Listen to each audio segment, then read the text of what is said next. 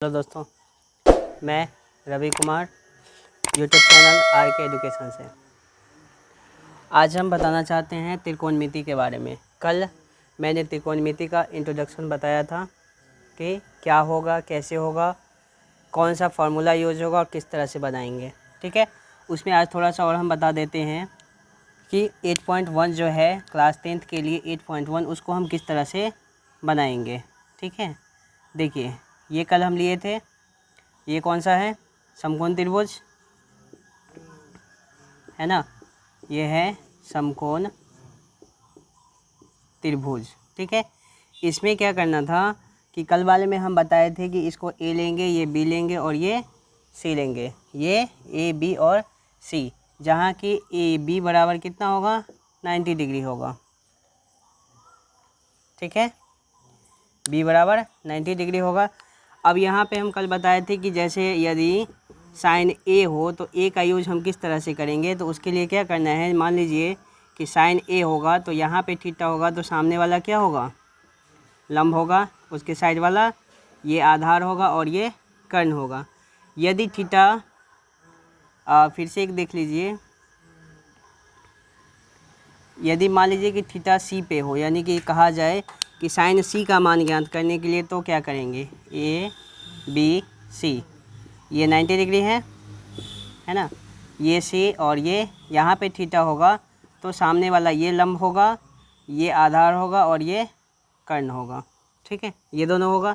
कल यही चीज़ बताए थे और रूल बताए थे LAL बट्टा KA, लाल कक्का। ठीक है, ये लंब बट्टा कर्ण, आधार बट्टा कर्ण, लंब बट्टा आधार। ठीक है, ये चीज़ बताए थे। और अब हम चलते हैं सवाल की तरफ। कहाँ से आएगा? कॉस थीटा कहाँ से आएगा? कॉट थीटा कहाँ से आएगा? टेन थीटा, कॉसिक थीटा, ये सब के सब आपको हम बता दिए। ठीक है, अब इसका यूज कैसे करेंगे सवाल में, वो अब सवाल देखिए। ठीक है, सवाल में मान लीजिए, हम सवाल भी शॉर्टकट बता रहे हैं कि मान लीजिए कि एक त्रिभुज है, त्रिभुज ABC में, त्रिभुज ABC में यदि AB का मान कितना है? AB का मान कितना? तो 8.1 में आपका क्या सवाल है पता है? 8.1 का पहला सवाल है कि त्रिभुज ABC में AB का मान है 24 सेंटीमीटर और BC का मान है 7 सेंटीमीटर, तो AC का मान क्या होगा? पहले तो ये जानना है कि AC का मान क्या होगा, और फिर आपसे पूछ रहा है कि साइन A और कॉस A का मान क्या होगा, साइन C और कॉस C का मान क्या होगा। ठीक है, तो ये बताने के लिए हम क्या करते हैं, सबसे पहले एक ट्रायंगल लेंगे, त्रिभुज। ठीक है, त्रिभुज ले लिए। त्रिभुज में कौन सा बता रहे हैं हमको लेने के लिए? ए बी और सी कोण बोल रहा है यहाँ पे लेने के लिए, ए बी और सी को। ए बी और सी को ले लिए। यहाँ पे क्या है? बी समकोण है 90 डिग्री। किताब में भी आपका दिया हुआ है कि बी समकोण 90 डिग्री है, जबकि ए और बी से कितना है? 24 सेंटीमीटर है। ये 24 सेंटीमीटर है, बी और सी कितना है? 7 सेंटीमीटर है। हमको ये पता नहीं है। ठीक है, तो आपको हम पीछे बताए हैं कि जब AC का मान नहीं पता होगा तो क्या करेंगे?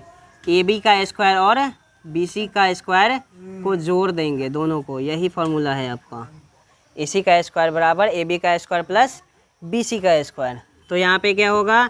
AC का स्क्वायर बराबर AB का मान है 24 यानी 24 का स्क्वायर प्लस BC का मान है 7 यानी कि 7 का स्क्वायर। तो AC का स्क्वायर बराबर क्या होगा? 24 का स्क्वायर वो कितना होता है? 576 और प्लस 7 का स्क्वायर कितना होता है? 49 होता है। तो फिर क्या होगा? AC का स्क्वायर बराबर 576 और 49 को जोड़ेंगे तो कितना होगा? 625। 625 होगा। देखिए तो 9 6 15 5 7 4 11 12 5 1 6। ठीक है, तो क्या फिर होगा? AC का स्क्वायर यहाँ पे नहीं, AC बराबर क्या करेंगे? रूट अंदर 625 लेंगे। अब रूट अंदर 625 कैसे हो गया? यहाँ पे तो सिर्फ 625 था। याद रखिएगा कि जब भी स्क्वायर में हो, स्क्वायर बराबर के उस पार जैसे ही जाता है वो क्या होता है? रूट में बदलता है। रूट में नहीं तो बता दे एक्सप्लेन करके। देखिए, मान लीजिए कि x का स्क्वायर बराबर 5 दिया हुआ है। ठीक है, अब हमें कहेगा कि x का वैल्यू बताओ क्या है, तो क्या करेंगे? x बराबर, देखिए यहाँ जो 5 है, 5 के साथ यदि कुछ नहीं है तो क्या है? 1 है। जिसका कोई नहीं होता है उसका एक ही होता है, कौन? वो। ठीक है, तो 5 का पावर 1 हो गया। अब ये 2 है, यहाँ पे 2 है ना, ये 2 कहाँ जाएगा? यहाँ पे जाएगा। गुना में है तो गुना से ये भाग में बदल जाएगा। तो 5 1 पहले से है, बट्टा में 2 आ गया। पावर में है ना तो पावर में ही जाएगा। अब देखिए ये जो 1/2 है तो x बराबर क्या होगा? रूट अंदर 5 होगा। ये 1/2 जो वैल्यू होता है वो रूट अंदर का होता है। ठीक है, तो इसीलिए हम यहाँ पे लिखे हैं AC बराबर रूट अंदर 625। अब रूट अंदर 625 लिखे तो अब AC बराबर 25 होगा। देखिए आप लोग को एक्सप्लेन करने के लिए इतना लंबा बता रहे हैं, नहीं तो सवाल सॉल्व करना हो तो तुरंत सवाल सॉल्व हो सकता है। ठीक है, शॉर्टकट भी है इसका, बन जाएगा, लेकिन आपको समझाने के लिए और बताने के लिए इतना लंबा चौड़ा हम बना रहे हैं। ठीक है, तो AC का मान कितना आ गया मेरे पास? AC का मान आ गया 25। अब यहाँ पे फॉर्मूला वो यूज करेंगे जो हम आपको बताए थे, यानी कि साइन थीटा और कॉस थीटा का मान कहीं निकालने के लिए तो क्या करेंगे? साइन थीटा और कॉस थीटा का मान कहीं निकालने के लिए तो क्या करेंगे? यहाँ पे साइन थीटा बराबर क्या होता है? याद है? लंब बटा कर्ण। कॉस थीटा बराबर आधार बटा कर्ण। अब देखिए लंब कितना है? ये लंब है ना आपका, ये कर्ण है और ये आधार है, तो कितना होगा? 24/25 होगा। और यहाँ पे क्या? आधार बट्टा कर्ण, यानी कि 7/25। ठीक है, ये सवाल है।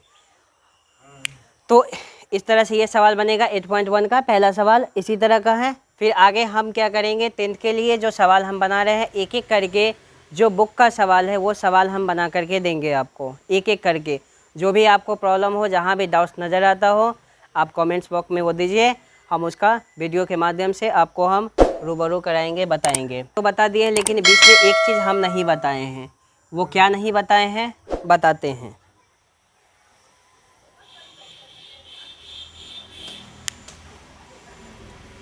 एक चीज़ नहीं बताए हैं, वही बताते हैं।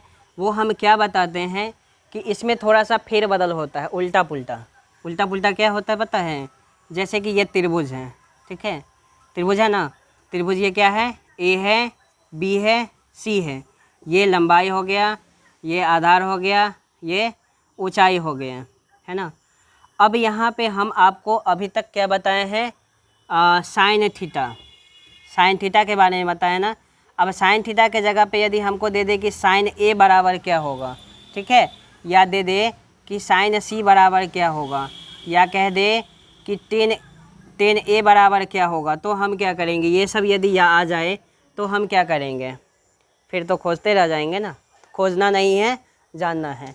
कैसे जानना है वो जानिए। ठीक है, देखिए इसमें जानने का सबसे अच्छा तरीका है कि जब आपको कह दे कि साइन A बराबर क्या होगा, ठीक है, तो साइन A का मतलब क्या है कि वो थीटा आपका यहाँ पे होगा। साइन जब भी A आ जाए, ये A थीटा के जगह पे, मतलब थीटा यहाँ पे है, तो उसके जो सामने वाला होगा ये आपका हो जाएगा लंब, और उसके बगल वाला ये हो जाएगा आपका आधार। ठीक है,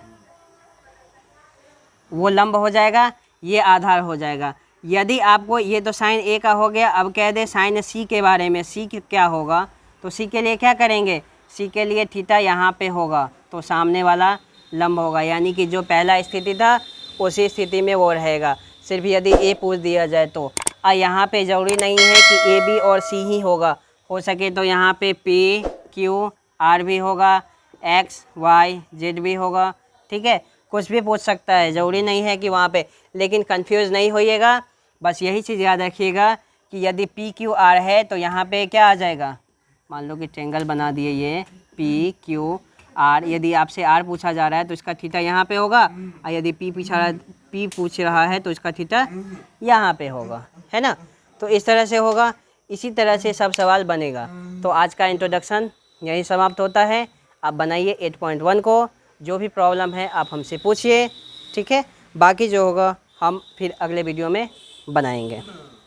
तब तक के लिए जय हिंद।